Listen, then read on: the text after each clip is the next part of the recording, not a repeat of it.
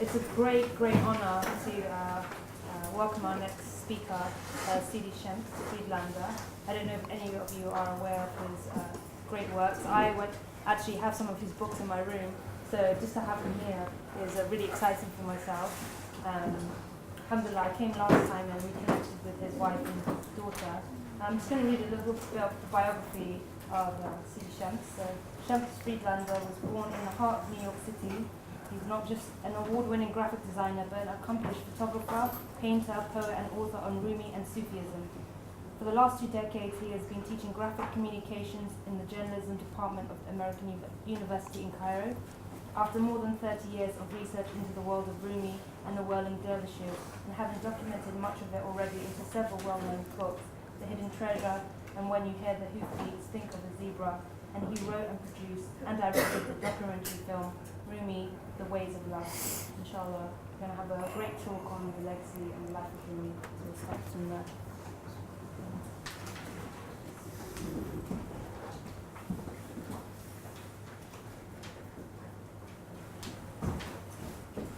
Okay. Bismillah ar-Rahman ar-Rahim. Well, now you know all about me. And you must know me. Rumi once said, do you know that man that lives down the road? He said, oh, yes, he's a farmer. He has 2 cows and 3 chickens and a wife and 4 children.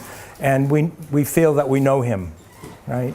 So we give a little bio of things past and feel sometimes that we know somebody. But I don't think that's possible from that, since I've spent the last 77 years trying to know myself and haven't found out yet. So I don't think you're going to get to do it in just a few minutes and a short bio. Anyway, welcome to Istanbul, welcome to Konya.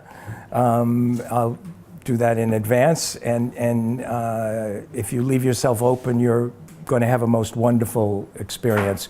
Konya right now is a little chilly, a little cooler than here, but very beautiful. It's a good time of year. I know that, how many have been to Konya before? A couple, okay. Well, then you know that renewed experience will be wonderful, and for those who haven't gone there before, it'll really be a great experience to feel the presence of Mevlana and ignore the tourist shops. You know? I mean, you can go in them, but I mean, try to go as early in the morning as possible when they open, because there's not a lot of people there, and it's the middle of the week, so it should be good. And inshallah, you'll have a wonderful time. So this is a talk I've prepared and have given a couple of times in different places. The last time was during the Shab-e Arus, which is called the wedding night of Mevlana, when he passed and met his beloved. And it was given in Amsterdam and very well received. And I felt that it included a lot of information that could be helpful to you. I'm not an advocate of Sufism without Islam. The first thing I'll say to you is that to be a Sufi, in my opinion, I'll clarify that. In my opinion, to be a Sufi means that you have to be a Muslim. You cannot be a Sufi without being a Muslim. We say, La ilaha illallah, Muhammad Rasulullah, you're a Muslim. Yeah. So I say this, and I always say it out loud and quickly in the beginning of every time I talk or meet with people, because I think it's necessary to establish that point, especially because we're in a world today that would very, very much like to take Islam and the Prophet Muhammad out of Rumi. They would like to extirpate Islam and the Prophet Muhammad from Mevlana Jalaluddin Rumi and just make him what they call a poet of love. But Mevlana Jalaluddin Rumi was not a poet of physical love. He was a poet of metaphysical love. And that's an important point to remember. And people in the West have mistaken that, and they've misunderstood it. And in that misunderstanding have created a whole kind of poetic expression of Rumi that everybody seems and feels belongs to them. It does not. So I'll give this talk, and I'll be very happy if you like to answer any questions after that. So, Bismillah ar-Rahman ar-Rahim.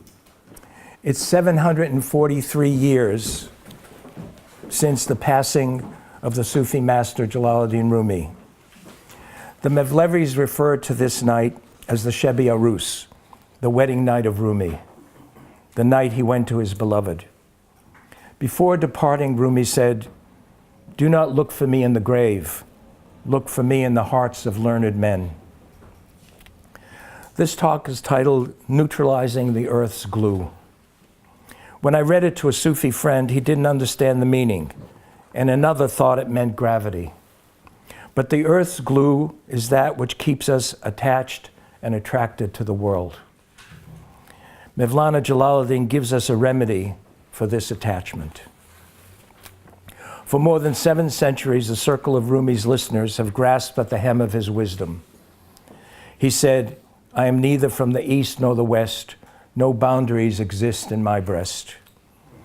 Jalaluddin Rumi was born in Balkh on the 6th of Rabi al-Awwal, 604 Hijra, corresponding to the 30th of September in the year 1207. His name was Muhammad, called Jalaluddin, and in later years referred to as Hudawandaga, Lord. On occasion, he signed his poetry Khamush, the silent. His disciples knew him as Sir Allah al-Azam, the greatest secret of God. In Turkey, he was called Mevlana. In Persia, Maulana. In the West, he is referred to as Rumi, which is a geographical reference. He was the founder of the Mevlevi order of dervishes that is popularly known in the West as the whirling dervishes. Although born in Afghanistan, he spoke Persian, lived his entire life in Turkey, and is the best-selling poet in America today. Why? Because he has become known as the poet of love. It is good that so many people are drawn to Rumi's words, but it should be noted that the roots of Rumi's thought were Islam. He was a Muslim who welcomed those of other religions and paths to his discourses. The love Rumi spoke of was not personal, but metaphysical. The reading notebooks of Thomas Merton, a Trappist monk who lectured and wrote extensively on spirituality, were filled with excerpts of Rumi's writings. Hindu gurus often quote him, for his words have touched the heart of the seeker.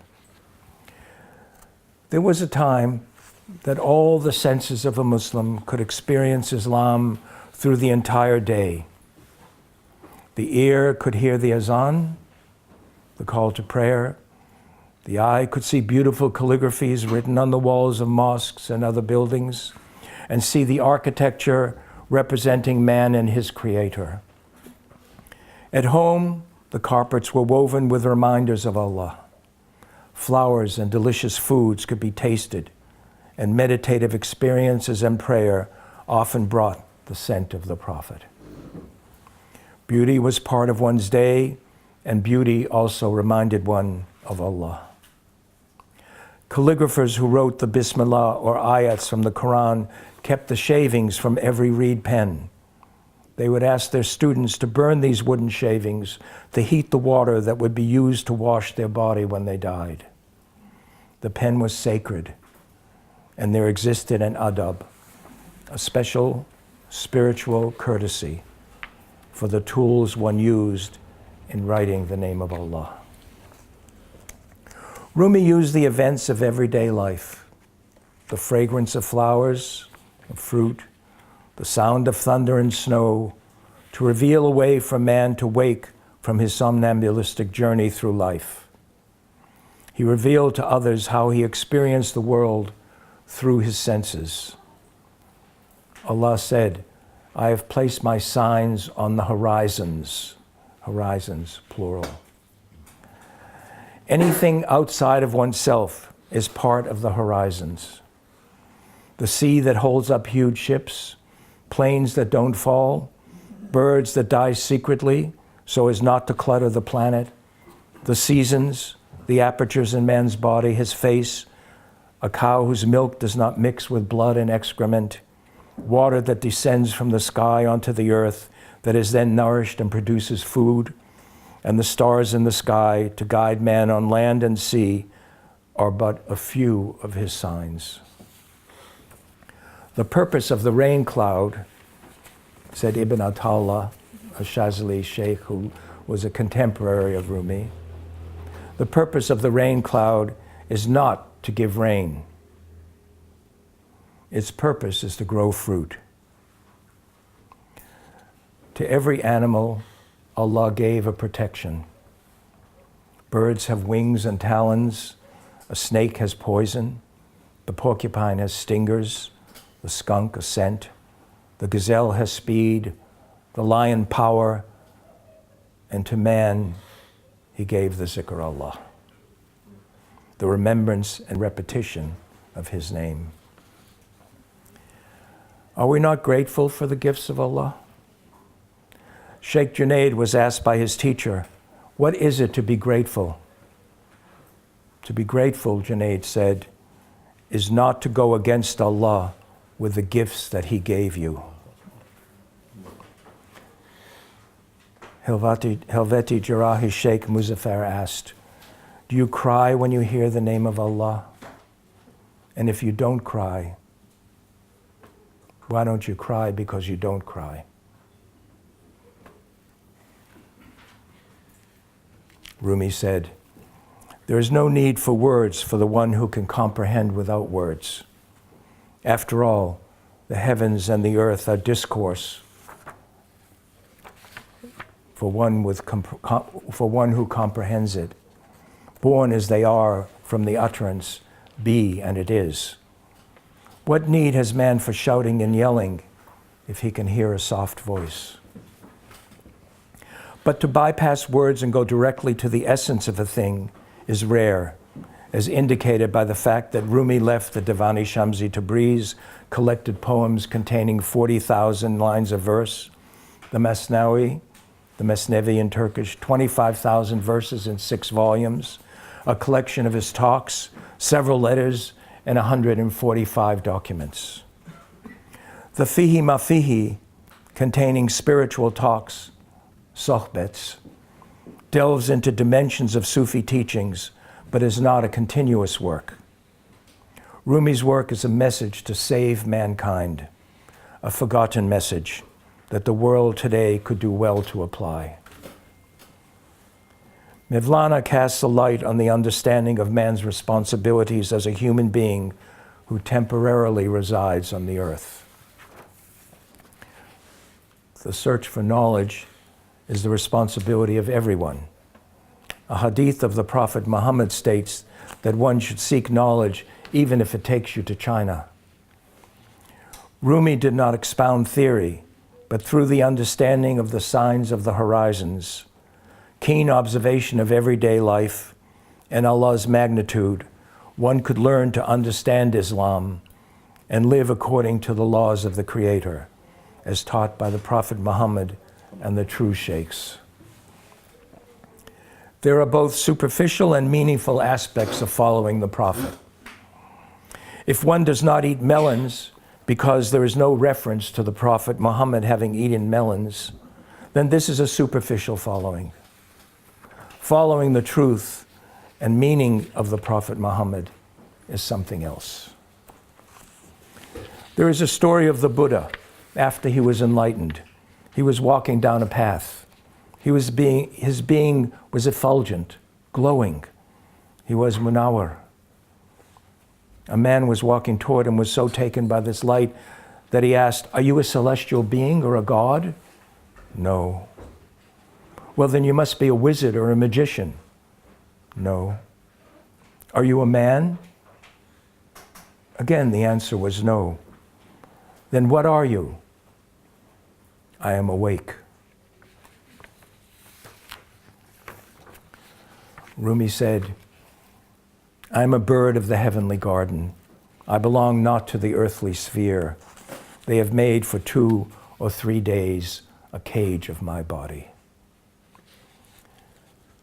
In 1244, during the fringe of winter, Rumi, the university professor, met a king in a patched robe, Shams of Tabriz. Rumi later wrote, "Once I was in love with books. I towered above other scholars and men of letters. When I met Shamsuddin, the one who handed me the wine of divine love, I became drunk and broke my pens. My ablution was performed in a torrent of tears." Rumi's son, Sultan Velid, talks of Shams. "Shams began to speak, and pearls came from his mouth. He sowed a new love in my heart and soul. He revealed secrets to me about the Quran and the Prophet Muhammad. He taught me to fly without wings. He unveiled my eyes so that I could see night as dawn. He took me to the boundless sea, where I found endless peace. I experienced a feeling of freedom, like a bird no longer caged, and a safety and protection from every manner of danger." Shams's maqalat is important, for it places him into the realm of scholars and sheikhs and dispels the former beliefs of some scholars that he was merely a wandering mazub, somebody crazed in the love of Allah. Indeed, Shams was versed in Quran and fiqh, whose every breath revealed his remembrance. He was zikr itself. The greatest Sufi sheikhs of Tehran had trained him, men whose only aim was to know Allah, and they instilled this into the rhythm of his breath. Shams was a selective son who did not shine on everyone. Some of Mevlana's students, including his elder son Alauddin, could have become pallid green from jealousy, fearing that Shams was manipulating and capturing their master and not enlightening him. How little trust they had in Mevlana, how deaf they were to what he had taught them. After some months of jealousy of Rumi's students, Shams disappeared.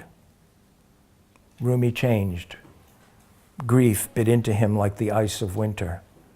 On the streets of Konya, he heard the sound of the gold beater's hammer. The sound to Rumi was a repetition of Allah. And he began to whirl in ecstasy as if overtaken by a rhythm of joy. Here began what was later to be known as the Mevlevi Sema, organized and introduced by Sultan Velid after the death of his father. Sometimes Rumi was anxious that time not be wasted, as he indicated in this poem. "My poetry resembles Egyptian bread. When a night passes over it, you cannot eat it anymore. Eat it at this point when it is fresh, before dust settles upon it. When bread is wrapped in a tablecloth, it is the inanimate thing that it is called. But in the human body, it becomes the spirit of life. It becomes transmuted in the body. As with bread, in all things in life, there is the zahir, that which is perceived by our external senses, and the batin, that which is hidden. The zikr can be pronounced by our tongues and heard by our ears. That is the zahir. The batin, the hidden meaning of the zikr, is within each of us. Zikr Allah is not only a bridge to Allah, but also a regulator of the breath. Correct rhythm of the breath gives health and completeness to life. Because of the half-sleep state in which we live, certain doors to perception and understanding remain closed to us, and we wander through the day uttering muffled prayers. Inner work is a struggle. To know oneself is a struggle. Even though his signs surround us on all six sides, to know him is something else. Mevlana reveals how we can open the doors and perceive that which is hidden, the forgotten message. You think Rumi is just talking about love? Metaphysical love embraces the universe. The lover is visible, but the beloved is not visible. To the blind or deaf, the world of sight and hearing is closed. But Rumi said, a man can be blind and deaf in his understanding. If this be the case, then the inner world, the world of the unseen, is closed to that man. One seeks love in all the wrong places and looks for religion where it is not. The batin of religion is with Allah in the world of the unseen. One summer evening in the garden above Konya, Rumi began to speak of the Prophet Muhammad, may the peace and blessings of Allah be upon him, to a circle of listeners. The Prophet is not called unlettered because he was unable to write. He was called that because his letters, his knowledge and wisdom were innate, not acquired. Is a person who made inscriptions on the moon unable to write? What is there in the world that such a person does not know when all learn from him? What can partial intellect have that universal intellect has not? The partial intellect is not capable of inventing anything it has not seen before. Remember the story of the raven? When Cain killed Abel and stood not knowing what to do with the body, one raven killed another, dug out the earth, buried the dead raven, and scratched the earth over the body. From this, Cain learned how to make a grave and bury a body. All trades are like this. The possessor of partial intellect needs instruction. Those who have united the partial with the universal intellect and become one are prophets and saints. Allah has said, the human being is my secret, and I am his secret. The secret, says Rumi, is a light from the divine light of God. It is the center of the heart made from the finest matter. It is the son of Tabriz. It is the self that knows all the secret truths. It is the secret connection between the created one and his creator. That secret does not love nor lean toward anything other than God. In the Mathnawi, Rumi says, the presence of a friend of God is a book, and even more, the book of the Sufi is not written with ink and letters. It is only a heart, white like driven snow. The world is a book whose meaning changes with the understanding of the reader. Whoever is awake to the material world is asleep to the inner spiritual world. His wakefulness is worse than sleep. Rumi says, the one who wants to be awakened is the one who sleeps in the middle of the garden. But for the one who sleeps in prison, to be awakened is only a nuisance. Mevlana Jalaluddin Rumi is an ocean. The most I can hope for in this short time is to immerse you for a little while and hope you leave the ocean somewhat different. Rumi said that if you truly bow down in prayer, you cannot rise in your old self. If you place an empty glass in the ocean, what is in the glass is the ocean, yet it is not the ocean.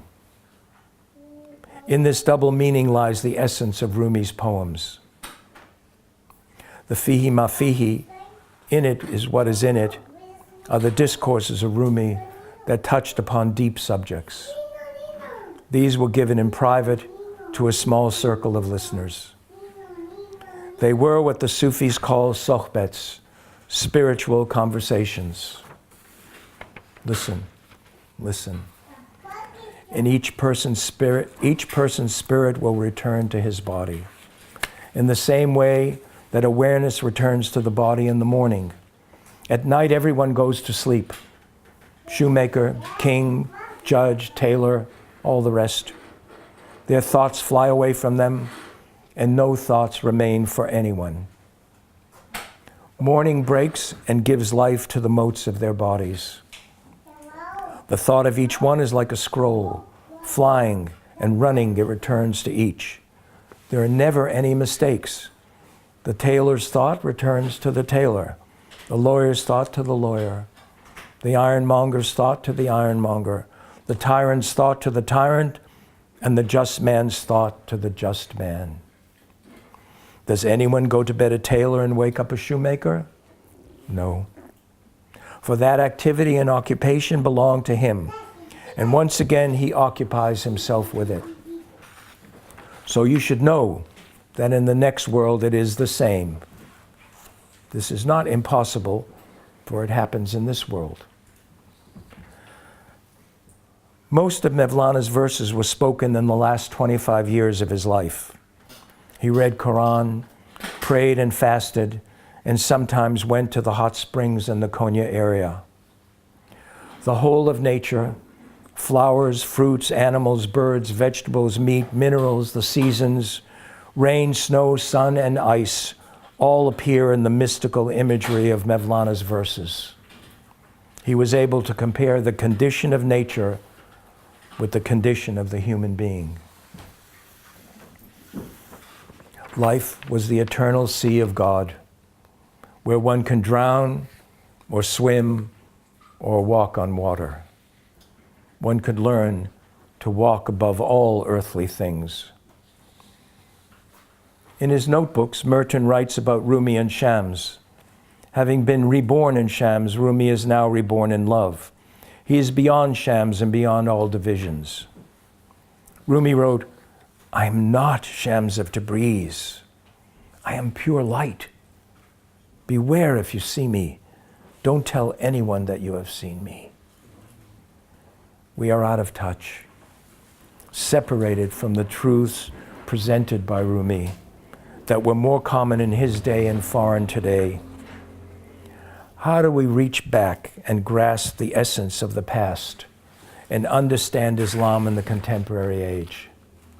We have come to live in the passing phase of peace within a perpetual state of war. To obtain a true picture of Mevlana, it is necessary to separate the myth from the man. Mevlana cannot be only thought of as an independent thinker and sheikh. He was linked to those who preceded him and an inspiration to those who followed him. He lived according to the Quran, referred to himself as dust at the feet of the Prophet Muhammad, was influenced by the poetry and thought of Sanai and Faridin Attar, whose Conference of the Birds was certainly a work Mevlana knew. He was inspired by the animal stories in the Kaliha wa Dimna that was translated into Arabic from its Hindu origin in the 8th century. He referred to the stories as a husk and delved deeper into what was beneath the skin of understanding of the original fables. The 13th century was remarkable for its reawakening and expansion of Islam, primarily through Sufism, creating a wider scope of the Muslim world. As if to balance the brutal Mongol invaders, Sufism grew during the 13th century to the extent that it spread throughout the Muslim world with the replacement of circles of Sufis with actual tariqas that grew substantially in number. Some of these were the Mevleviya, Chistiya, Kubrawiya, Ahmadiyya, and Shazaliya, Sufi orders who drew Muslims from every walk of life, from peasants and farmers to ministers and sultans. Some see Sufism as the heart of Islam and relate it to the human body, where the condition of the heart that is hidden has an effect on the entire body. The organs of the body are not the same, but the different organs make the body one. Different people make one nation. Rumi referred to the Mesnevi as the shop of unity.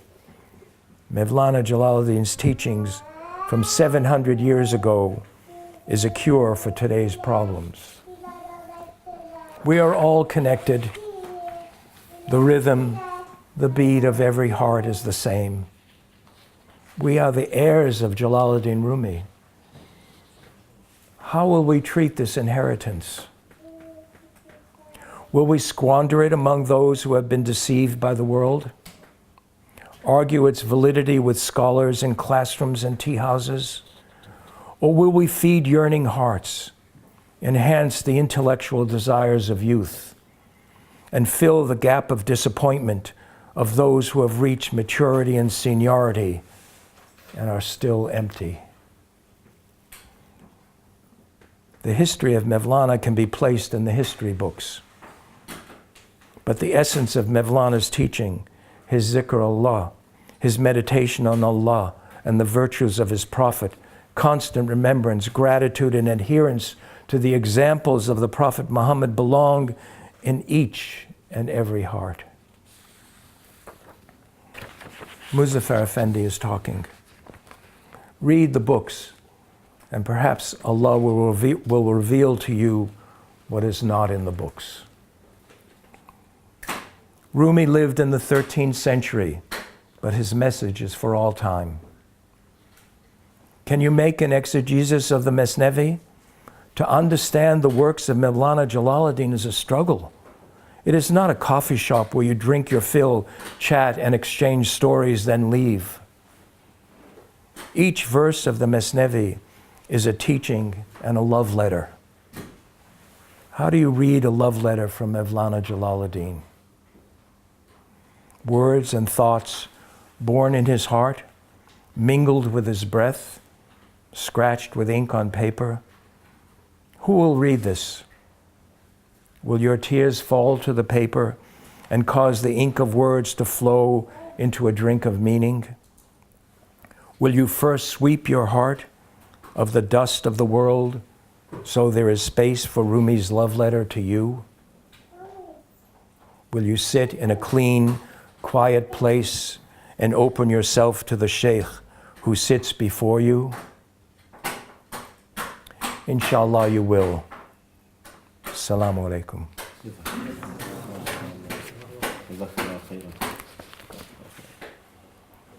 Anybody who have any question, this is your chance to ask. May Allah reward my brother for an extensive explanation of the life of Sidi Jalaluddin Rumi.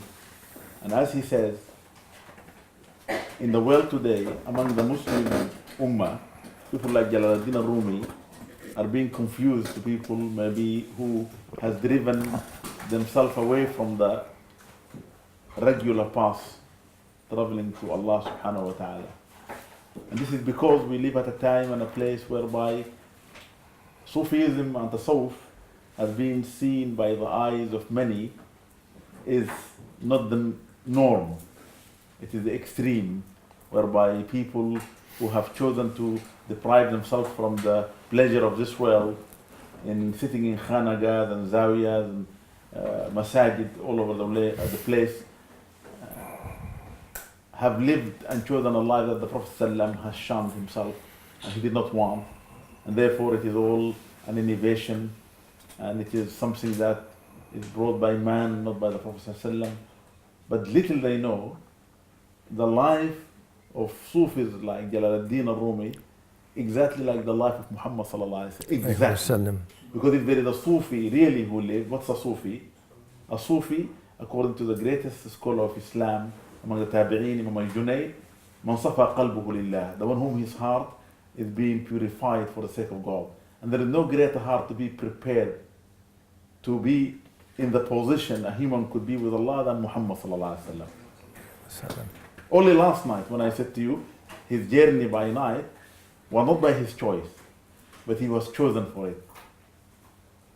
In contrast to the life of Sayyidina Musa, when he was asking to see God, and God says, Lan tarani, you will never be able to see me. Sayyidina Muhammad ﷺ was invited, was taken to a position whereby no creature, leave alone angels or jinn or humans, no creature that we know of or we don't know of has ever been invited to that position. He lived a life of simplicity. A life, its core is truthfulness and honesty, and it is main body striving out of love and through the show of mercy to help everybody that you know or you don't know. That's his life and that's his teaching. And therefore, if you look at the Prophet ﷺ, he used to live simple life. He used to pray to be like the poor and the miskeen. He used to eat with them, sit in their company, and subhanallah. Even some of the so-called mashayikh of today, when it comes to leading their life, when the poor people are there, they're not sitting with them. No. They sit only with the rich and the poor. That's true. They only go to the king and the queen in their palaces. Yet the Prophet ﷺ doesn't go to them, they come to him. And that's the life. He used to tie his stomach out of hunger, hoping that there is nobody who will sleep at night more hungry than himself. For indeed he says, sallallahu alaihi wasallam, the one who sleeps with full belly in his bed and his neighbor is hungry has no face. Yeah, so this is the important. So inshallah we'll open the question. Yes. As you said, it's very difficult to find your inner self. Can you talk louder? As you said, it's very difficult to find your inner self. Can I share a quote which might shed some light on this?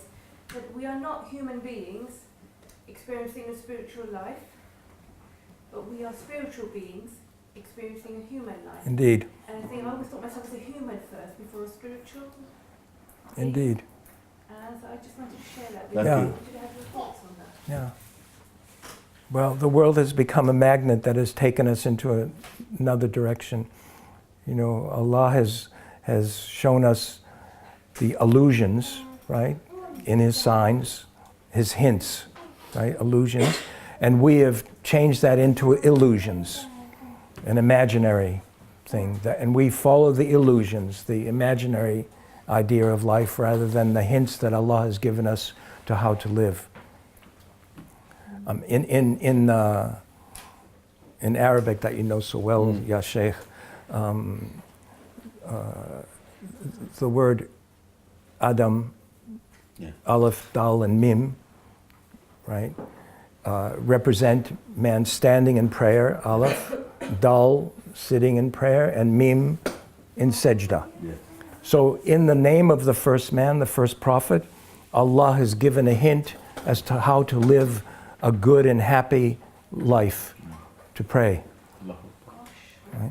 So there are lots of symbols and secrets within that which we're looking at, which is why it's not easy just to read one sentence of something and say, I got that. But that there's levels, like an onion is peeled and you keep peeling it, and then in the end you have the core of it and you understand what you've gone through, you know, to get to that place. In fact, in the Quran, Allah subhanahu wa ta'ala states clearly, yani you could have a teacher who will teach you. You could have an example from which you can take your example of living your life. But really, if you avoid what he has forbidden or he has disliked, sallallahu alayhi wa sallam, and the Almighty teaching is being adhered to in that sense, by avoiding the haram, Allah will teach you. وَاتَّقُوا اللَّهَ وَيُعَلِّمُكُمُ اللَّهُ. A lot of our people today, yani they are very good at doing that which will bring them the benefit. But when it comes to avoiding that which will bring them destruction, they are reluctant. Why? Because they do not understand themselves. As the Sheikh humbly started, I lived for over 70 years, but still, I'm trying to find myself. This comes from the teaching of Rasulullah in which he says, if you don't know yourself, how can you know your Lord? For indeed, the one who knows himself, for sure, will get to know his Lord. And if you don't love Allah's creation, how can you claim to love Him? Allahu Akbar. Allahu Akbar. You know. Doesn't make sense. Doesn't make sense at all. And Mevlana, I look at Mevlana in the sense that the Mesnevi is not just a set of books, you know, and stories and teachings, but really the Mesnevi is a sheikh. And you should approach it in the same way that you approach a sheikh, with a certain adab and a certain kind of spiritual courtesy, you know, as we approach the Quran, you know. And I'm not equating that, I'm just saying that we need to be able to discern that which is sacred from that which is profane and understand how to live our life according to that sacredness. Because we're at a very difficult point right now. I mean, we could do weeks and months and years of study of actually what is Islam today, and what is Islamic, and what makes, because, or whether there is an Islam or whether there is Islams, you know, because there are so many different, and is culture part of Islam?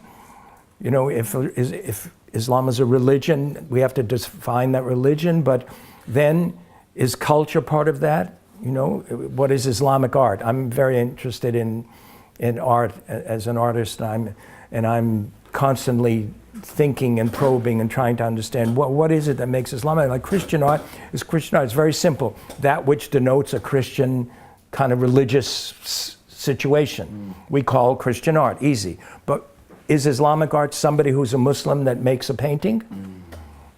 Not really, right? So I think there's and we have to really, all of us, and young and bright minds have to really start to explore how to use Islam and look at Islam in this contemporary world that we live in. I was recently, I'm reading this book, interesting book called Muslim Cool. It's by a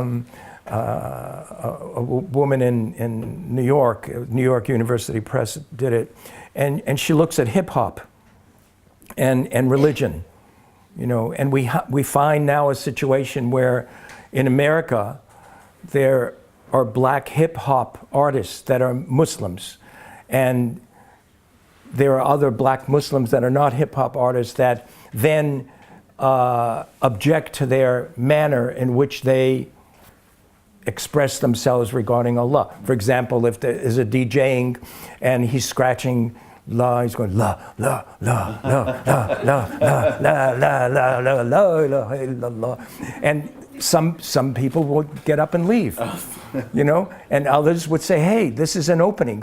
How can we close ourselves to the youth as long as they're directing themselves towards Allah? That it can't necessarily always be on a donkey, you know. So I think it's necessary to examine these things and to open ourselves to the possibilities of what's happening. And that fellow who was the DJ says, I never scratch the name of Allah. I only scratch when it says la, la, la, no. Right? There is no. But never, listen, I never scratch when the name of Allah is pure, and I would never do that. So I think this is very important for us, at the very least, to be exposed and understand all of this and know what's happening in the world today, because there's so many different possibilities. You know, I mean, I personally believe that if the Prophet Muhammad sallallahu alaihi wasallam were here today physically, and he wanted to go from Mecca and Medina, he would go on a plane. Absolutely. You know, he would. Why would he take a donkey or walk? You know, so we have to know how to integrate. You know, what's important is not the light fixture, right? Whether it's a candle or a glass vase or something larger, or bulbs or whatever, or electricity, or what's important is the light. Yeah. You know, not necessarily the fixture that the light is seen through. Yes, sir. Question. You mentioned about, so Assalamu alaikum, first of all. Assalamu alaikum. You mentioned about people who are reading Rumi without the love, or taking the love of Allah out of Rumi, and you probably know there's a Hollywood film, there's a rumored Hollywood film about the life of Rumi. I think Leonardo DiCaprio might be playing the lead role, and Rumi's become the number one poet in America. So just contrast, how do they read him? How do they understand him? If they take Islam out of it, how do they understand him? They understand it as very fine literary poetry, for sure. You know, for example, I like Coleman Barks, okay? But Coleman Barks does not admit that Rumi talks about Islam, and does not admit that everything that Rumi did, every step he took, every breath he took, everywhere he went and spoke, was always based on the Quran, right? So if you take all of that out, you're left with a certain, it could be a very interesting and beautiful literary poem. Absolutely, these people are very talented. But there are people that are going to the original, let's say, Rumi never wrote anything.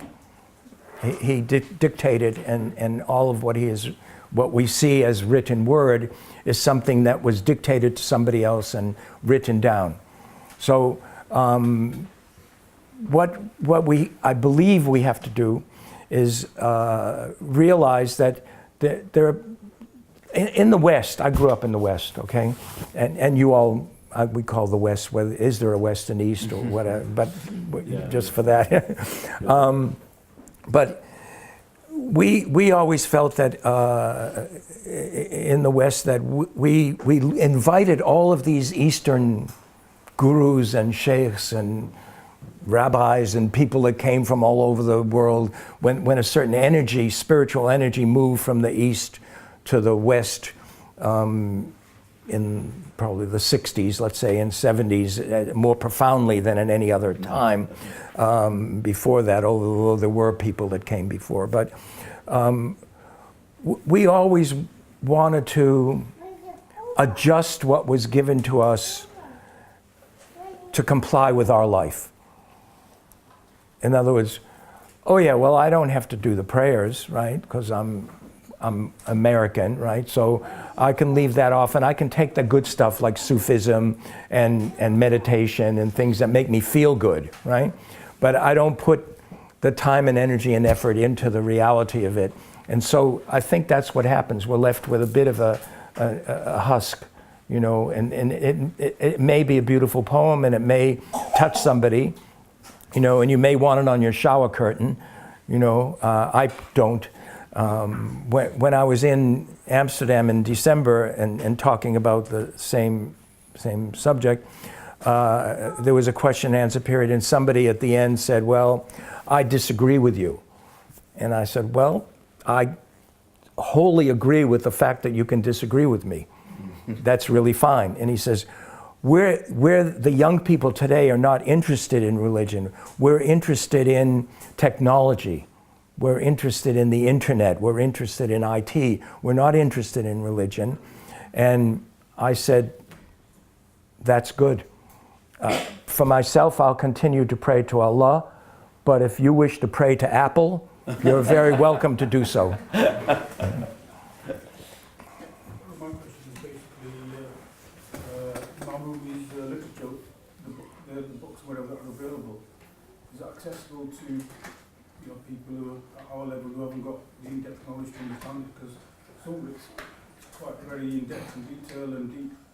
Should we read it or not, or should we go to scholars? Did you hear that clearly? He's asking sorry. that Sidi Rumi's writing is really deep. Yeah. Although it is accessible, people can buy his books, like the Masnavi or so part of it. Is it advisable that we just take it and read it, or should we seek somebody to explain it to us? Well, I think both.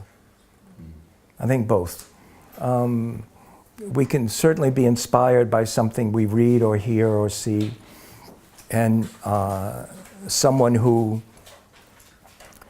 the person that's walked across the lake, the way the person gets across the lake is the way he's going to explain to you to get there. Either you walk on the water, or you swim, or you give a guy $2 and £2 and get a ticket and go on a boat. And there are different ways, you know. So that, I think it's very good. You can get an inspiration, you can feel it, and something, and you can open to that too, to what's written. And, Is there any particular bits of it? well, I think that there are. A lot of people don't like the Nicholson translation because it's very sort of antique English, you know, if we might say that. I happen to think it's a good translation, but I always wondered why he spent 25 years of his life on translating Rumi and he never became a Muslim. And I couldn't fathom how that could be possible, you know. But he did. But his academic translation is a bit tedious and excuse the word, British. But he's very accurate in a lot of things. And there are now, if I were you and I wanted to read about Rumi today, I would read Rumi Past and Present by, his name just slipped my mind. Anyway, it just slipped my mind. But it's called Rumi Past and Present. and Franklin Lewis, Franklin Dean Lewis. And it's excellent. He did a tremendous lot of research in this book. And Chittick, William Chittick is also somebody who, these are people that are scholars and have opened themselves to the language and are translating from the original Persian and are bringing something to it. I'm not recommending this necessarily, but this is on press as we speak here, and it will be available, I think, by the end of this week or next week. It's a book that I was moved to do. I had written a book on Rumi and the Whirling Dervishes many years ago, but I felt there were things wrong with that book after 30 years, and things I didn't understand then that I understood now. And also that Shams's Maqalat has been revealed to us now in English. And it's very important. It's called Rumi and Me, published by Franz Vitae. William Chittick did the translation. It's an excellent translation. He got sick doing it. It was such an amazingly difficult work. And it's not in its entirety, but there's 600 pages and there's enough to go through. So I would start with Rumi, Past and Present, Franklin Dean Lewis, anything Chittick wrote, maybe Anne-Marie Schimmel to a certain degree, Triumphal Sun. Yes? I was just thinking the Arbery translation discusses. The what? A.J. Arbery. Arbery's translation? Well, Arbery was a student of Nicholson, and that's okay. But there's a guy, Muhammad Mujadidi, who's done a new Mesnevi. He's done 3 volumes now, and he did it in rhyme. And it's interesting, but if you want to really learn, I mean, I've always felt that spending $100 on a book is really a bargain, because somebody spent 5 years of their life, doing all that research for me, and it's as if I hired them for $100 to do 5 years of research and put it together, in 500 pages, and I think that's pretty wonderful, So there are things. What I've done here is that I feel, this is called Mevlana Jalaluddin Rumi's Forgotten Message. Sorry? Huh? Jalaluddin Rumi, Forgotten Message. Forgotten Message. And we've included something that's very unusual in it. My son Omer sort of invented this magnificent thing of using QR codes inside. You know what a QR code is? Oh, yeah, of course you do. The age. And so you can scan a QR code on a page next to the Kaaba or next to some passage, and then on your phone you can see a visual of that, either a photograph or a film, or somebody speaking that's in the book. I've just seen it before. So it's kind of interesting, and you could, yes? I was just going to say, it's like, in this, I said back in those days, let's say 1400 years ago, we had kind of a smaller sphere of influence. So you'd interact with people, and it's much more, I think it was much more easier to kind of share love. But now, we live in this world where we're kind of connected to 1 billion people. I feel it's very difficult to actually really connect and actually show appreciation and love. So how do we love Allah if we have to love so many people? Well, I start with one. I taught for many years in Cairo, and when I had young college, university-age students would say, "Oh, Dr. Shems, I'm really bored," right? And I would send them outside to look at a flower for a half an hour. And I said, just really study that flower, look at it, and look at the magnificent architecture of the flower and the beauty of it and the smell of it and the touch of it and the feel of it. And if you can come back and tell me you're bored still, then we have a very serious problem. So I think that I understand what you're saying. It's very difficult. But we live in a time when if you live in an apartment building, you don't even know the same people that live in your building most of the time. They can be your neighbor, and we don't know them. We don't greet people. We have a fear of people. We don't open ourselves to them, you know. Sorry? I think it feels like almost like technological depression. Well, it is in a way. But strangely enough, I never do this, right? I never go through the internet and look for things, but I had seen something, and as it does, it tricks you and leads you to something else. And somehow I found in front of me Prince singing the song, right?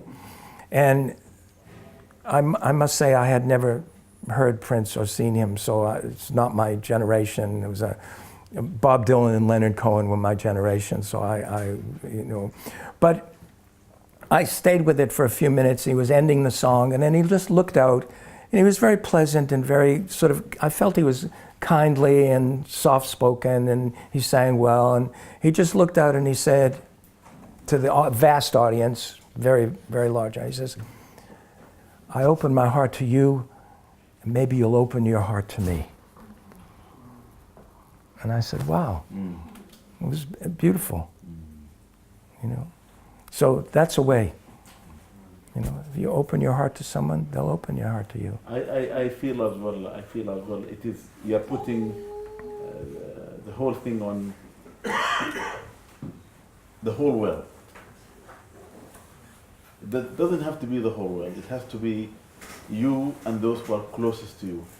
What I find difficult today, because everybody is rushing, doing their thing, sometimes children leave home and come back and go to their bed, they will not even see their sibling or their parents. Yeah. They don't give time to one another. You know, one of the things that is, until recently, even in England and the Western world, Yeah. people will never eat alone. They will always eat together. It's a sign of people showing mercy to one another, and then their neighbors, and then your neighborhood. But all these have gone. So what I suggest is people to go out. And another thing, what you said earlier on about people are either living religion as it is being brought by the Prophet and the Quran, or they're living their culture. And you ask the question, is culture, is it part of the religion? In the Sunnah, it is a third of the equation. But our problem is, if I'm taking my culture that I lived in Sudan and I'm bringing it to England, and whereby I am only going to live with it, the good and bad in England I shun away, how can I attract those who have this land, and how can I shun everything? And I always say, if the Prophet ﷺ is alive today and came to visit England, and the Queen of England invited him to the palace, and she wanted to give him a meal, and she took him to her dining room where there is cutlery, would he say to her, "I'm sorry, I don't eat on a chair, and I don't use cutlery, I sit on the floor and I eat with my fingers, because by licking them I get more reward"? Yeah. Seriously, Yeah. It's very awkward. And the Sunnah is what he said, what he did, and what he approved of the culture. So when I came to England, the very thing I was taught, anything you see there does not contradict Quran and the Sunnah, embrace. But unfortunately, we are coming in and we want to bring everything from our culture into another culture, then there is clash. People look at you as an odd. Even the masajid, when I walk in England, yeah. in the middle of the West Midlands, and I see these green domes. It doesn't fit. Mm-hmm. Why do you have to have a green dome? You don't have to. Do you go to China and see an Arab or Turkish mosque? Do you go to the Russian Republic, the old Russian republics, and you see Russian mosque or Arab mosque? You see their culture there. When I went to China, the Muslim mosque is like the normal building. The Moroccan built similar mosques to fit their culture. The Turkish mosque, they fit Turkey. Why are we building mosques from our cultures around the world in England, whereby the others say, "What is this? It looks like a swan." If we took a building and we made it to look like a church, what's wrong with that? Do you understand? So I think we need to make it easier for others to embrace us. And we need to get our side there, and we need to make, and for young people like yourself, don't spend all your time in the internet, and your iPhone, and your iPad, and your whatever. Go out, meet people, talk to people. Today you go to the masjid, you only see the old people. Yeah. Why don't the young people come and talk to people? And I opened Rumi's cave for that reason. For the young people like yourself who used to meet me in university, I don't go to the mosque because I'm judged. I don't wear my hijab. I don't pray my five. I'm not really very serious. I don't understand Islam very well. And every time I go, people judge me. Come to a shop. Sit, listen to poetry, listen to music, listen to this and that. But at the end, meet people. Because the whole thing is meeting. Of course. And this is very important, what Sheikh is saying. And what you say is a very important question. And it shouldn't be just bypassed. It's very important. In the Mevlevi Sema, there's a part, you will see it, I believe in Konya, you will be witnessing a Sema. And remember that the Sema, even though there is no Mevlevi order today, it's still done, the Sema is still done in the same manner. There's a point where the dervishes come together in front of the red post of the sheikh is behind them, and they bow to each other, right? They bow like this, who, right? This represents who. They bow like this, and they look into the eyes of the dervish in front of them, okay? It's called the Mukabeli, and it has become the name of the Sema, actually. This is to see the beauty and the light in the other person, okay? I'm one that believes that all of the things we do in the zikr and the sema and all of that are symbols of how we should be in life. When I go to the tekke on Monday or Thursday nights, we make a zikr Allah. And we make a devran, a circle that moves around, you know, and every time your left foot touches the ground, you say a name of Allah, right? Hi, hi, hi, hi, like this, okay? If you just do that on Thursday night, great. You could get a nice hit, you could feel good, you know, you'd be other people in there. But what if you take that, and when you go to shopping at the grocery on the street, and you're walking on the street, every time your left foot touches the ground, you say hi. You say a name of Allah. When I was at the university, there was a fellow, I think he lives in London now, but this was years ago, and he sort of sought me out. I don't know, he came to my office and saw I had all these strange books, you know, lined up, and unlike other professors, you know, I wasn't... So he said, he says, I know you're involved in, I see all your books in here. And he says, I want to be with you because you're my sheikh. I said, I'm not your sheikh. The first thing I said, I'm not your sheikh. He says, no, I know it, you're my sheikh. I said, I'm not your sheikh. And we went back and forth like this for a while, and then finally I said, look, let's look at it this way. You say I'm your sheikh, okay? So as your sheikh, I'm saying to you, I'm not your sheikh.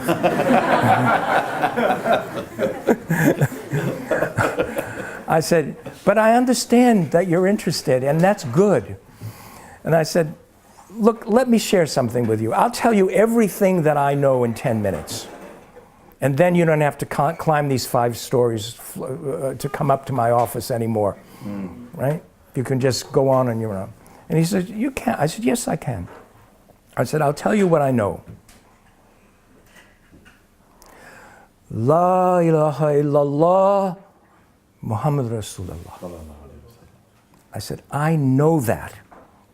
I know it with my heart. I know that. I know about a lot of things. I know about many, many, many things. I said, but this is what I know. I said, and when I get up in the morning and I put on my shirt and button it, whenever I make a button, fasten a button, I say the name of Allah. And at night when I take off that shirt and unfasten that button, I say the name of Allah. And when I walk down the stairs from my office to the university, every time my foot hits the stair, I say the name of Allah. I said, that's all that I know. That's all that I know.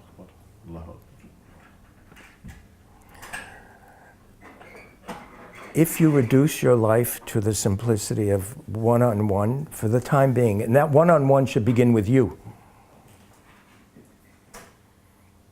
then you will open up a scope that will widen, and you will find the love you're looking for, because the love you're looking for comes through Allah. It's not human. And Allah has placed within each of us, within each and every being that He created, He placed a love. And when you recognize, when that love of Allah in you recognizes the love of Allah in someone else, that's love. Otherwise, it's attraction and a little business in the name of love.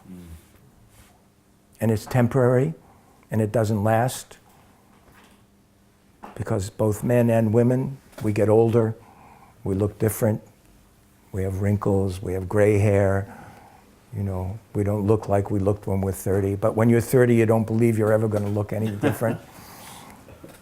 Trust me, I was your age, I blinked twice, and here I am. When I was working on the book preceding this, which was a book of memories called Winter Harvest, I used to have, I have actually a small mirror that's hanging in the corridor outside of my bedroom that you walk in. And I wrote on that mirror 30 years ago with a soft red crayon or something, you know, maybe a lipstick, something that wrote on the mirror, and it said, "This too will pass." And every time I looked at that mirror, I saw my own reflection and I saw that message. This too will pass. And about a year and a half or so ago, I walked by that mirror and I stopped and I turned and I went back and looked in again, and I thought, how did I get into that old guy's body?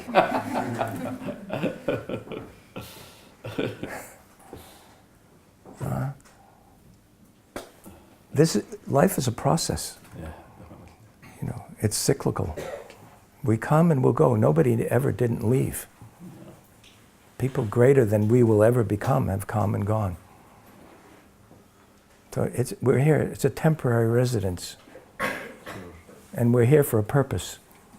The purpose, really, I created man in order that he may know me. Which means that Allah has given mankind, the ability to know Him, which He did not give to anyone else. And He has a desire for us to know Him, so that His help is there. Otherwise, like Rumi says, your life will be like you take a bejeweled dagger that's worth a fortune with all the jewels on its handle, right? And you stick it in the wall and hang a common iron pot on it.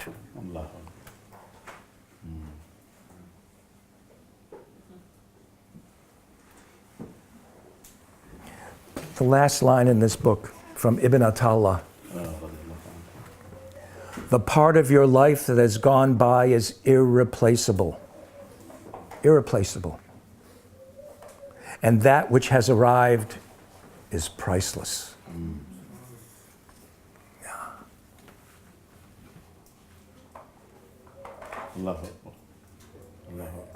If we believe that truly, you know, then it doesn't matter what has happened before. The past is the past and will never come back again. It's irreplaceable. It's irretrievable and irreplaceable, and it will never exist again. And whatever you carry in your backpack of the past is just an illusion. It doesn't exist. Nor does the future exist. Because if there is a future, and if it does appear, it appears as the present. So what does that tell me? It tells me I have to live in the present. I have to live right now. I have to know when I raise my hand and I'm talking that I've taken a shape. I have to know the sound of my voice when I speak. When I walk down the street, do I realize I'm walking on a planet? Or I'm just on some avenue going from here to there, with thoughts in my mind drifting around that can solve nothing? Or can I be there? My most favorite, very favorite drawing, right, is of a bodhisattva. There's a drawing of a bodhisattva. A bodhisattva is somebody who has not yet attained Buddhahood, who became enlightened just a step before. And he has a long brown galabeah on with a smile from ear to ear. Right? You look at it and you just smile from ear to ear. And he's holding a broom.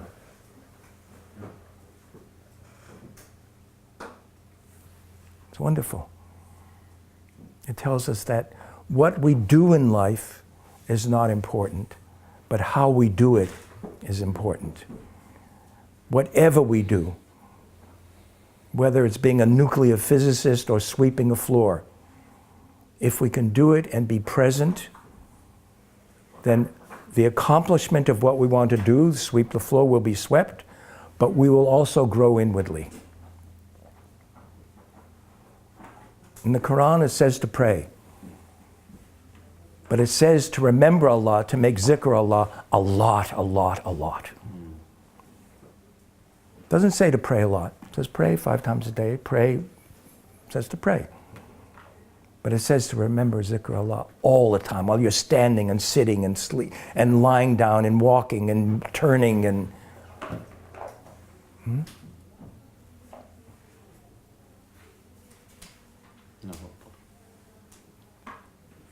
Yes. I had a question. Actually, I just want to say the way you delivered today's lecture was beautiful. It actually made me cry. I just really loved the way you delivered it. So I just wanted to ask you a question. I think some of the brothers have touched upon it, but between like right and wrong, from a spiritual perspective, how do you know what is right and how do you know what is wrong? From a physical and a spiritual perspective. We know what is right and wrong. We know it. And it's also in the Quran, it says 1,000 things to do and 1,000 things not to do. So I don't think that's lost. The first part of that, I didn't quite get the first part of the question. Did it just lead up to that? Yeah. Okay, so I feel that inwardly in our hearts, we know what is right. You know, and what's so wonderful is that Allah is most forgiving. Yeah. I mean, we can say the blessings of mankind are immense. Of course, we have two holes an inch wide on our head, and we can see a million stars a million miles away in the sky. You know, we have 2 holes above our nose that we can smell the food we eat before we eat it to know whether it's good or not. We have eyebrows above our eyes that when we work hard and perspire, the salt from our perspiration won't go into our eyes and damage them. We have 2 holes in our ears. Mine's getting a little closed right now. We have 2 holes in our ears where we can hear sounds a great distance away. Right? We have a mouth filled with teeth, and 2 kinds of teeth, the front teeth that bite and the side teeth that chew. And we have a tongue inside of that speaks what's in our heart, or not. And that's closed with 2 lips, so Allah has, in His great wisdom, put 2 rows of very hard teeth to clamp down on us and hide our tongues. And on top of that, to make sure He put 2 lips to close that. So I believe that if we sit quietly and think about something, we know what is right and what is wrong. You know, and we also, alhamdulillah, because we're human and Allah knows who He created. And He says many times, I am most forgiving. Yes, Ask of my forgiveness. yes. You know, which indicates that He knows He created us in such a way that our so-called free will not as always lead us to the right thing. Absolutely. But the thing is not to be afraid of sinning, but to be afraid of being a recidivist. Yeah. to continually do it over and over and over again. Because Allah is forgiving. He created us. He's not against us. He's for us. It's really strange what you are saying, because this question is always asked by especially people living in the Western world. Because somehow in them there is an idea that how can I redeem myself? And there is this question, can I be forgiven? And I remember twice, maybe 3 times in my lifetime, while I'm doing my job, people walk into my office, one of them sat in front of me. He said, I really have to see you. And they told him, no, I'm busy. Then when he sat, he said to me, look, I have only one question. And he took a long time to answer. What did you want to ask? I said, can I be forgiven? Everything can be forgiven. Yeah. Is Allah going to forgive anything?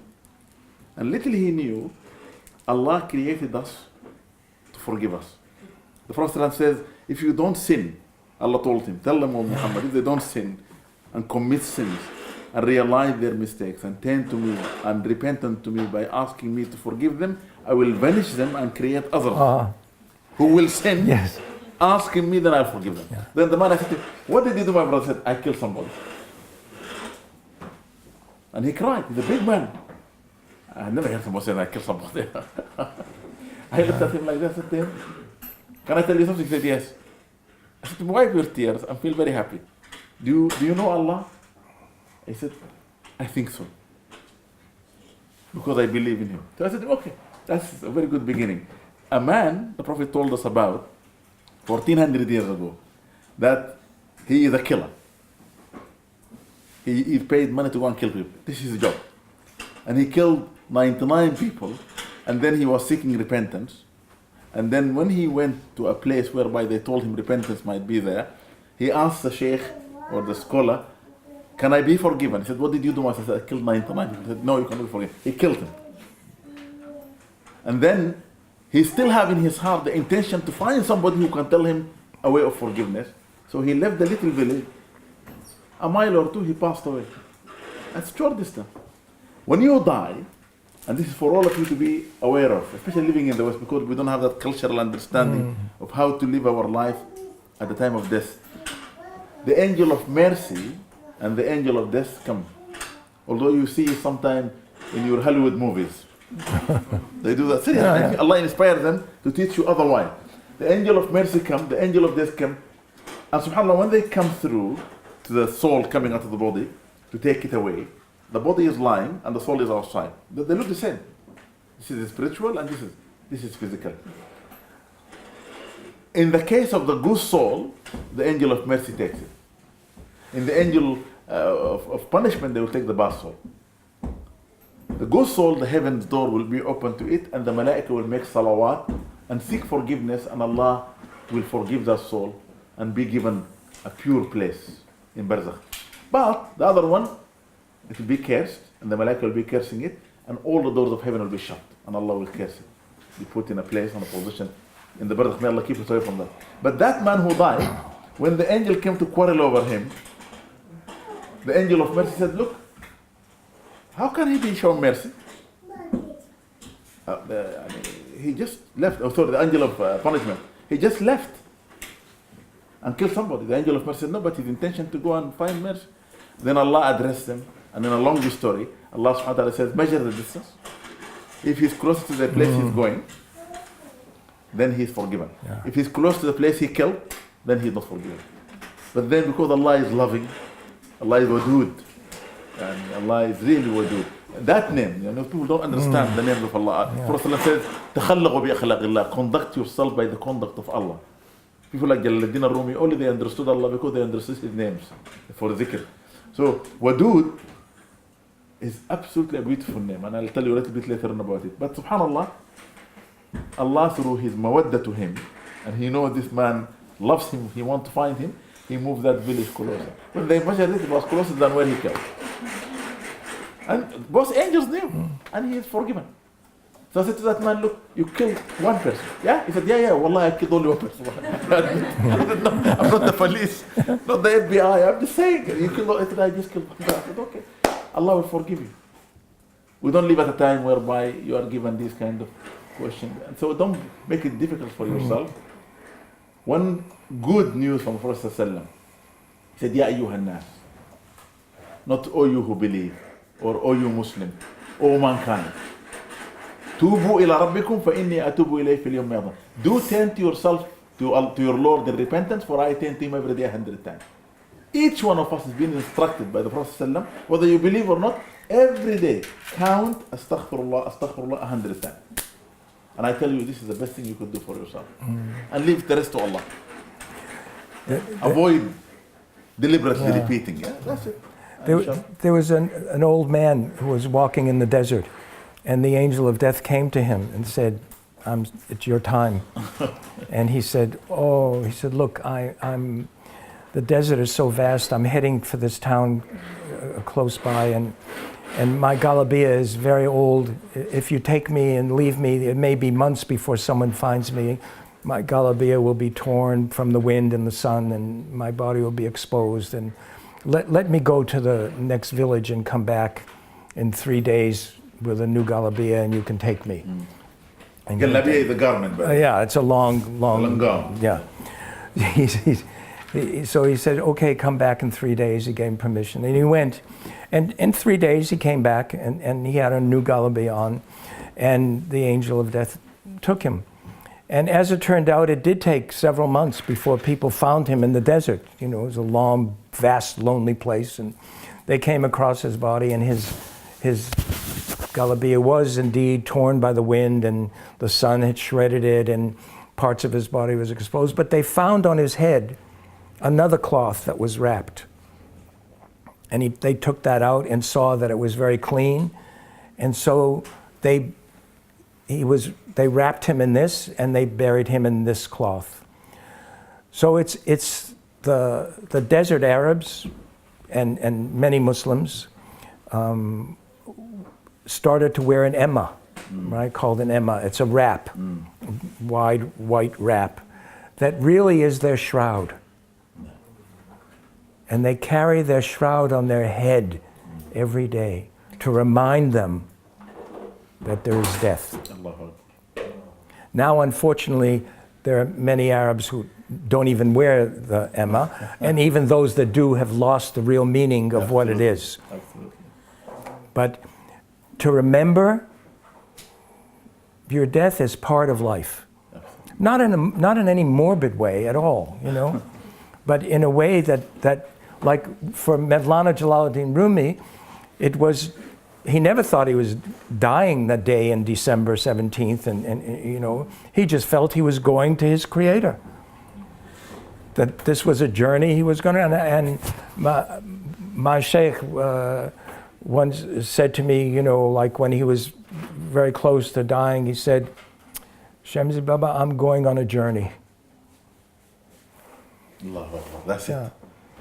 That's it. And a woman that took care of Hassan at the tomb of Hassan Shazali in the desert of Egypt, he died in the middle of a caravan, you know, in the middle of nowhere, you know, in the desert.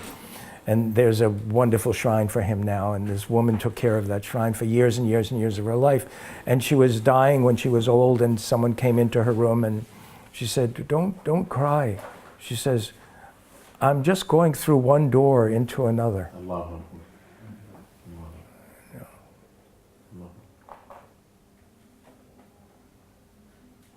So your question, I think, was important, and I think we answered it. You have work to do. We all have work to do. And we're going to do it with you. Inshallah. Anybody else with a question? Yes. Yes. Last question from me, I think. Whenever you pass, can your level of love for God either increase or decrease or change, or will it stay constant? I don't know how to answer that. I can't answer that. I don't have that experience that I'm aware of. Yeah. But we are told that there is a better place, and that if we live in a certain way according to the precepts of Allah and the Prophet Muhammad sallallahu alaihi wasallam, we will go to that place. So, as far as levels are concerned, a level of what? Of a being, of a person, of who you are, or what? But we should be. We believe that at any rate. But I can't give you. There is a map. I'm sorry. You know. There is a map. It's called the Quran. No, I'm just trying to say to Abdul Aziz, the Prophet ﷺ, when he was asked, not the question about love will increase or decrease, he was asked about Iman. Yeah. So he says, Iman is like light. It increases and decreases according to your good action or bad actions. You do more good, your light is increased of Iman in your heart. If you do less, it diminishes. Now there is a very simple way to look at your life as a human being spiritually. The Prophet ﷺ said in the hadith, the example of the one who is in the remembrance of God, as my brother Shams says continuously, and the one who does not. It's like the living and the dead. So the one who is remembering Allah constantly is alive. The one who doesn't remember Allah is dead. Because Allah said, remember me, then I will remember you. So, when you look at it in that sense, although we are all physically alive here, but who really is alive spiritually? Okay? So you judge yourself being closer to Allah subhanahu wa ta'ala by the awareness of yourself to Him. Men and women, such as, from the beginning, I will say Ali Zain al-Abidin ibn al-Husayn, okay, Al-Hasan al-Bisri, Sufyan al-Thawri, Dhannun al-Masri, Ibrahim ibn Adham, Rabi' al-Adawiyya, and many, I can mention many names. All of them, they strive and struggled just to find what you are talking about. Where are they in the love of Allah subhanahu wa ta'ala? Where are you? And the best example I can give to this is when Rabi'a was walking in the end of her life around the mountains of Mecca. She came back. People used to tell her, go back to Mecca, where you are born. And she was walking around, and this man, young man who was also trying to be like them, he was walking in the desert. And then suddenly he came across her and he said, she must be Rabi'a al-Adawiyya, the great woman. So he came across to her and approached her. And he looked at her. When he looked at her, he forgot about the spiritual beauty, but he looked at her physical beauty. I said to her, I can't believe it. You have been here for a long time, but you look so beautiful. He said, but if only you have seen my sister. She's more beautiful than myself. She's younger than me, maybe your age, and she's behind you, and he turned, and she just slapped him. She said to him, how can I trust you that you truly claim to come for love when somebody else I explained to you physically to be more beautiful, you tend to look at them? Yeah. So to know your position in love, is there anything else in this world you love more than? Sheikh, after death, Sadaqah Jariya increases your good deeds, right? So after death, the Sadaqah Jariya can obviously increase the good deeds, right? Will that bring you closer to God or not? Look, Sadaqah and whatever you leave as a legacy, my brother, mashallah, wrote books. It's a very beautiful thing to leave, and his son will make dua for him and do charity in his name. All these things are in the safety account with Allah. That is not to be questioned. Only Allah has. No raqib, no angel having it. Nothing. Only Allah. There are deeds that a human will achieve in his life are not written in the books of the malaika. Just like your fasting. By the way, your fasting is not written in your book. When Allah judges everything else, they say bring the fasting and bring the saving account. Your charity, whatever you have done in your life, what people did for you. And then, if you succeed there, you have indeed succeeded. If you fail, you have failed. But I don't really think people to think like that. I think the best thing to do is to try to be with the people whom you love. And they remind you of Allah. Allah Akbar. The person will be with those whom he loves. So find the people of love, of ease. And I always driven by a very beautiful hadith. The Prophet ﷺ says, when I was young, I used to question every scholar I find about it. The Prophet ﷺ said, Al-Mu'min, the believer, ilfun alif, friendly, easy befriended. وَلَا خَيْرَ فِي مَنْ لَا يَأْلَفْ وَلَا يُؤْلَفْ. And there is no benefit in the one who cannot make friends, nor anybody want to make them their friends.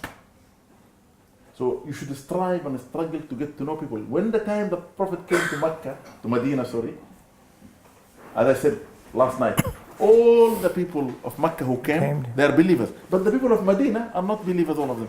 So they said to the Prophet, how are we going to deal in this city? He said, go out, anyone you greet, you know, anybody you meet, you know, or you don't know, greet them. Yeah. And anybody you meet, you know, or you don't know, feed them. Share your food with them. So this is the idea.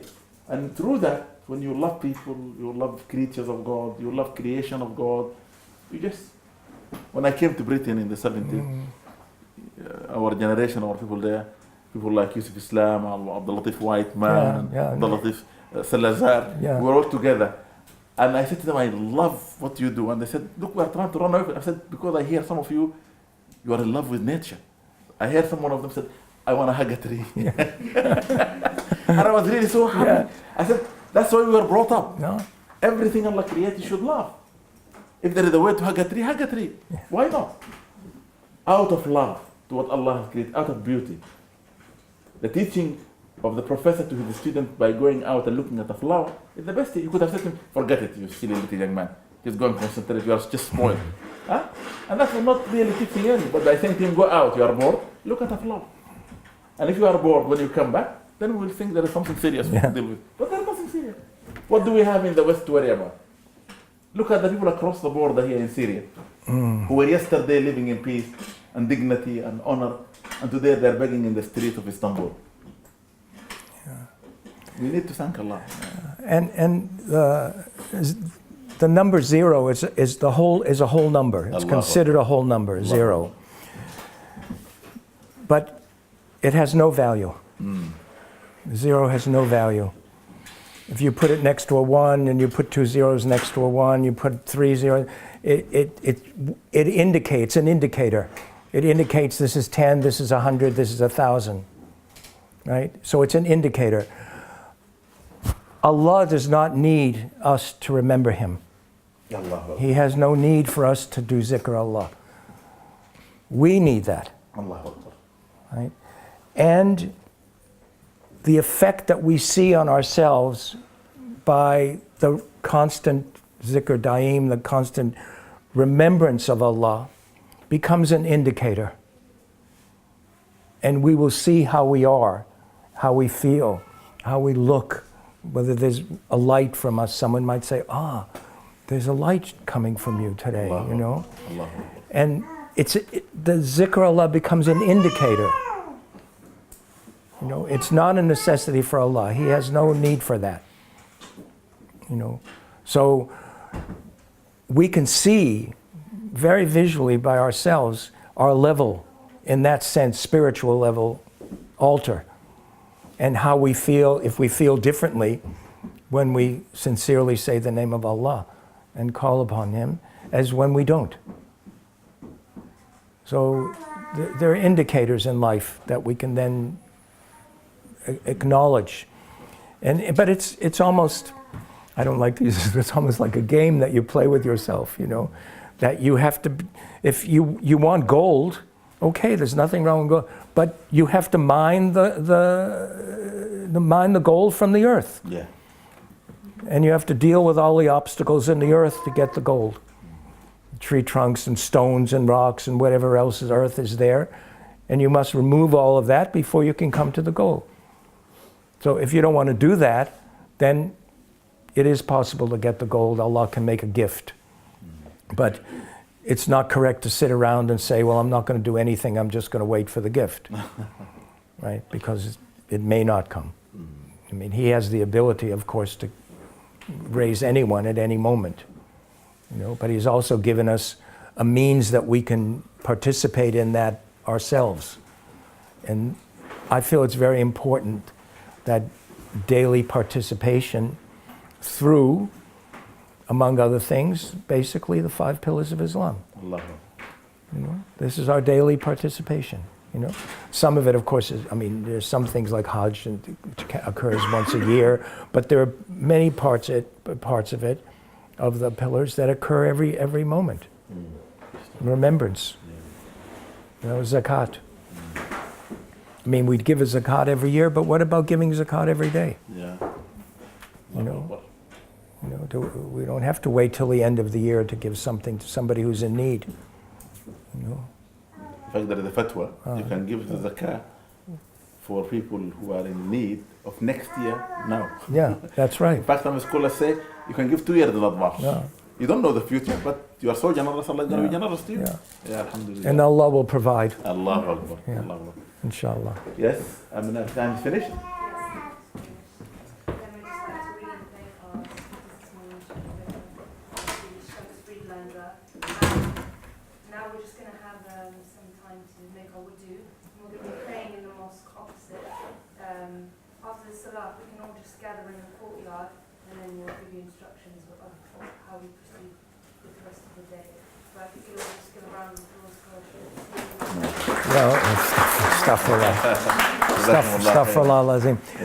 Thank you so much, and I hope that we've planted at least a little seed that can help you when you're in Konya and at other times. And I want to thank my brother Sheikh Babakar, who we have met before. He reminds me. We have met, yeah. Yeah, alhamdulillah. And he's mentioning names of people in London that are old friends of mine. So our people, yeah, inshallah. Abdul Hakim May Allah Murad. bless And, Abdul Hakim Murad. yeah. MashaAllah, I know him from the day he became Muslim. I know him when he was 18 years Yeah, old. We met actually in Jeddah when he was 18. Yeah. When you met him in Jeddah, he was with me for about a year. No, like 3 years. Because once he entered the university in Cambridge, Yeah. and he took Shahada, he came to me.